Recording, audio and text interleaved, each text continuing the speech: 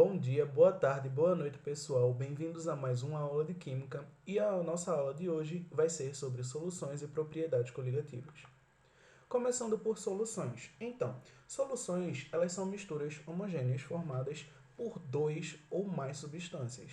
Essas substâncias a gente pode dividir em dois grupos, seja o grupo dos solventes e o grupo dos solutos. Os solventes vão ser as substâncias que vão dissolver o nosso soluto. Um bom exemplo disso é a água. A água, ela é o solvente universal. Boa parte das questões que vocês pegarem vão estar falando da água justamente por causa disso. E nós temos os solutos. Os solutos são as substâncias que vão ser dissolvidas. Um exemplo também disso é o sal de cozinha. Se você pegar um copo d'água, colocar um pouco de sal e misturar, você vai ter uma solução de água mais sal, onde a água vai ser o seu solvente e o sal vai ser o seu soluto. A gente pode classificar, pessoal, as soluções pela quantidade de soluto. Nós temos soluções insaturadas, saturadas e supersaturadas.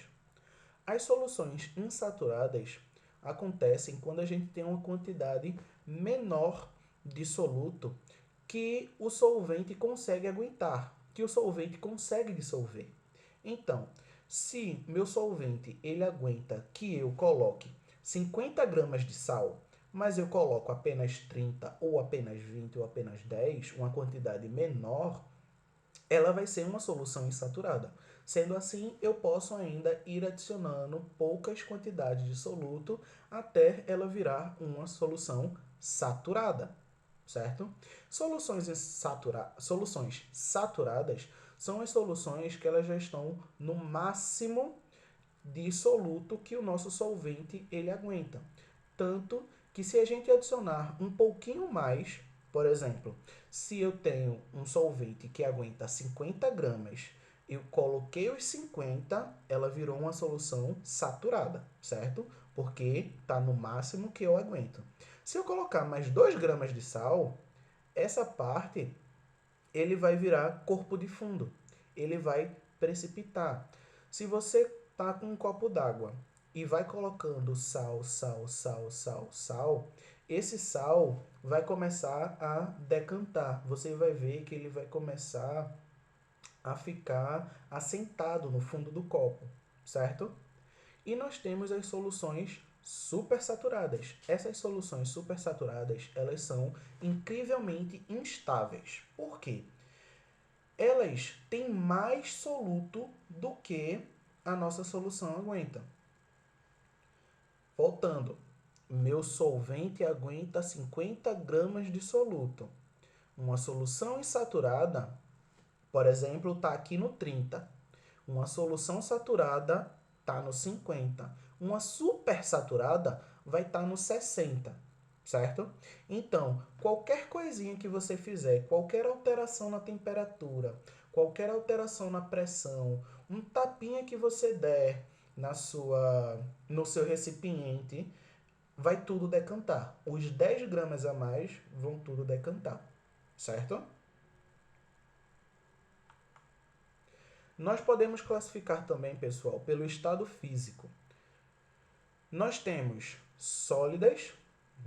soluções sólidas, líquidas e gasosas. As soluções sólidas, como o nome mesmo já diz, ocorrem quando eu tenho tanto solvente quanto o meu soluto em estado sólido. Um exemplo disso são as nossas ligas metálicas. O bronze, que é formada por dois metais em estado sólido, o bronze, o cobre e o estanho, e são homogêneos, certo? Nós temos as soluções líquidas, que as soluções líquidas, o nosso solvente ele vai ser líquido, isso é obrigatório. Mas o nosso soluto, ele tanto pode ser líquido, quanto pode ser sólido e gasoso também. Por exemplo, se eu tenho um soluto sólido, o sal, nosso sal de cozinha, e a água, eu tenho uma solução líquida. Se eu tenho um gás, por exemplo, gás cloro e água, eu tenho uma solução líquida. Se eu tenho álcool e água, eu vou ter uma solução líquida, certo? A água, aliás, o solvente, ele vai ser líquido, mas o nosso soluto, ele pode variar. Nós temos também as soluções gasosas, onde tanto o soluto quanto o solvente estão em estado gasoso. Um exemplo disso, o ar que respiramos. Oxigênio, nitrogênio, etc, etc, etc, tudo junto e misturado lá, no estado gasoso. Podemos também classificar pela natureza do nosso soluto. E nós vamos ter as soluções iônicas e as soluções moleculares. Qual a diferença entre cada uma?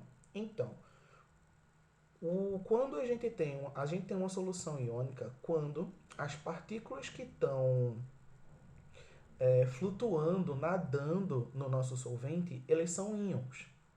Exemplo, o cloreto de sódio. Quando a gente dissolve ele em água, ele dissocia, certo?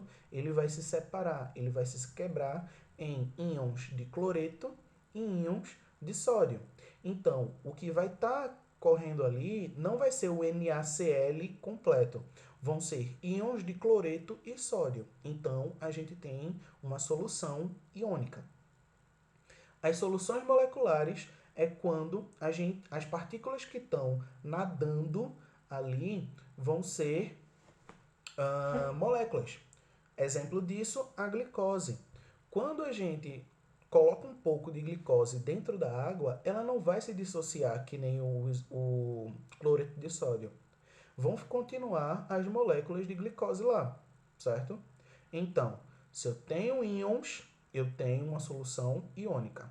Se eu tenho moléculas, eu tenho uma solução molecular. Solubilidade, certo? Coeficiente de solubilidade. Antes do coeficiente, vamos entender o que é solubilidade. Solubilidade, ela é uma propriedade física que determina se a substância ela dissolve ou não em um determinado solvente, certo? E o coeficiente de solubilidade, ele vai justamente dizer a quantidade desse soluto a gente pode colocar em um solvente, para deixar o solvente, a solução, saturada. Lembram? Então, a partir disso, a gente tem dois tipinhos ali de solução, as diluídas e as concentradas. As soluções diluídas são as soluções insaturadas, porque elas ainda não atingiram a quantidade máxima de soluto presente em um solvente. As soluções concentradas são as soluções saturadas. Elas atingiram a quantidade máxima de soluto em um solvente, tanto que se a gente adicionar um pouco mais, cria o corpo de fundo, vai decantar. A gente pode calcular o coeficiente de solubilidade com essa formulazinha aí. O coeficiente de solubilidade, ele vai ser igual a 100 vezes a massa do soluto sobre a massa do solvente. Tendo essa fórmula aqui, vocês conseguem dizer quanto, por exemplo, 1 litro de água vai aguentar de sal, certo? Ou vice-versa. Quanto de sal? Se você tem uma massa de sal, quanto vai ser necessário de água para você dissolver completamente e deixar uma solução saturada, certo? Serve para as duas coisas. Concentração das soluções. Então, a concentração da solução, ela vai dizer quanto já tem ali dentro, certo? Diferentemente do coeficiente de solubilidade, que diz quanto pode ter para ser o máximo, quanto é o máximo que pode ter, aqui vai dizer quanto já tem ali dentro. Ele está estritamente ligado à quantidade de soluto e ao volume de solução, certo? Tanto que no sistema internacional a concentração ela é dada por gramas, ela é dada em gramas por litro. Gramas de soluto por litro de solução. A gente vai calcular com essa formulazinha aqui. A concentração ela vai ser igual à massa do soluto em gramas sobre o volume da solução em litros, certo? Então, nunca deixem de sempre converter. Lembrem-se, sempre convertam. Se ele der em quilos, converta para gramas. Se ele der em ml, converta para litro. Ok? Aviso. Gente, a densidade e a concentração comum, elas têm a mesma fórmula aparentemente. A diferença vai ser que na concentração a gente usa a massa do soluto. Na densidade, a gente usa a massa da solução, ou seja, tudo, tanto massa de soluto quanto massa de solvente, certo? Então a concentração, ela vai ser o quê? Massa de soluto sobre volume de solução. A densidade vai ser massa de solução sobre volume de solução, certo? Não se confundam. Diluição. Pessoal, a diluição, ela é a situação onde você vai colocar mais solvente, certo? Mas sem mexer na massa de soluto. Ou seja, como vocês estão vendo aqui no exemplo. No primeiro frasco, eu tenho 7 moléculas que estão nadando em 200 ml. No segundo frasco, eu tenho essas 7 mesmas moléculas, só que agora elas estão nadando em 200 ml. Volume e concentração, elas são inversamente proporcionais. Por quê? Se eu não altero a massa do soluto, mas eu aumento o volume de solução, significa que a nossa concentração ela vai diminuir. Certo? Ou seja, quanto mais volume, menos concentrado. Quanto menos volume, mais concentrado. Certo? Passando. Opa, certo. Diluição. E como você vai calcular, saber qual a concentração final?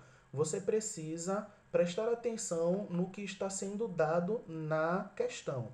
Se ele estiver dando a massa do soluto, então você vai precisar calcular a concentração inicial dessa solução, multiplicar pelo volume inicial, você vai igualar a concentração final, que é o que você quer, vezes o volume final, que é o que você vai ter aqui, esses 400 ml, que é o volume final, o inicial, mais o que foi adicionado, certo? Assim, você só vai ter uma incógnita, que é justamente o que você quer, que é a concentração final. Se ele estiver te dando quantidade de matéria, aí vai ser a molaridade vezes o volume igual molaridade final vezes o volume final. As coisas que vão mudar são justamente aqui, concentração ou molaridade, certo? Mas das duas formas você se resolve da mesma forma e você só vai ter uma incógnita que vai ser justamente a concentração ou molaridade final que você quer. Tá bom? Propriedades coligativas. Então, pessoal, se a gente parar para analisar e estudar quimicamente falando uma solução em um solvente dessa mesma solução em forma pura, a gente vai ver algumas diferenças. Essas diferenças são justamente as propriedades coligativas, que nós temos 4. Eu vou falar dessas 4 agora. A primeira é a crioscopia, que é a diminuição do ponto de fusão de uma solução em relação ao seu solvente puro. Como assim? A gente sabe que em condições normais a água ela congela a 0 graus. Se a gente adicionar 1 mol de ureia, esse volume cai para menos 1,86, certo? Se a gente adicionar também 1 mol de glicose, vai cair também para menos 1,86. E assim por diante. Então, se eu estou em solução com a água, o ponto de fusão dela vai cair em relação à água pura. A gente vai calcular justamente esse delta aí, essa diferença aqui. O delta Tc, que vai ser a crioscopia, vai ser igual a o ponto de fusão da solução menos o ponto de fusão inicial do solvente. Você vai ter essa diferençazinha aqui, certo? Próxima, ebulioscopia. Vai ser o aumento da temperatura de ebulição de uma solução em relação ao solvente puro. Você pode ver isso como água mais sal. Se você colocar água mais sal numa panela para ferver, para cozinhar, normalmente a água, ela em condições normais, ela vai começar a virar vapor em 100 graus, certo? Só que se você colocar um pouco, você misturar, fizer uma solução de sal, essa temperatura ela aumenta, certo? A depender da quantidade de sal que você colocou, ela vai aumentando mais, certo? E da mesma forma que a crioscopia, a gente calcula essa diferença pela temperatura em solução menos a temperatura do solvente puro, certo? Tonoscopia. Então, a tonoscopia, pessoal, vai ser a diminuição da pressão de vapor da solução em relação ao seu solvente puro. A pressão de vapor tem relação com a temperatura de ebulição e a temperatura de condensação, certo? Quando elas duas estiverem equiparadas, estiverem em equilíbrio, aí vai ser o vapor máximo da solução. E, da mesma forma, a gente vai saber essa diferença por essa coisinha aqui. Solvente, solução. E por último, mas não muito menos importante, nós temos a pressão osmótica. Para saber pressão osmótica, vocês precisam saber o que é osmose. Osmose é um fluxo de solvente de um lugar menos concentrado para um lugar mais concentrado, por meio de uma membrana semipermeável. Caso vocês não tenham entendido o que eu falei, tá aqui um exemplo. Eu tenho aqui água pura, certo? Essa linha amarela aqui vai ser a nossa membrana semipermeável. E aqui do outro lado, do lado direito, eu vou ter uma solução, certo? Quando ocorrer o processo da osmose, minha quantidade de água ela vai diminuir e vai passar pela membrana para o lado mais concentrado, certo? Então, sabe, para você, eu acho que para um exemplo de vida, sabe por que vocês não podem beber água do mar? É justamente por causa disso. Se vocês beberem água do mar que tem um teor de sal muito alto, em vez de vocês estarem se hidratando, vocês vão estar expulsando água de vocês. Por quê?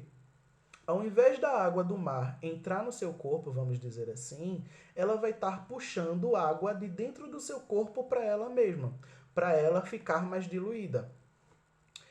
A pressão osmótica, pessoal, é justamente a pressão necessária para impedir que esse processo aqui ocorra. Ou seja, a pressão necessária para impedir que haja um fluxo de solvente do lugar menos concentrado para o mais concentrado. E como a gente calcula isso? Com essa formulazinha aqui. O π vai ser a nossa pressão osmótica, vai ser igual à concentração do nosso soluto, vezes R, que é a constante dos gases, vezes a temperatura da solução, normalmente dada em Kelvin, certo? Com isso, terminamos a nossa aula de hoje. Espero ver vocês na próxima. Espero que tenham entendido. Até lá!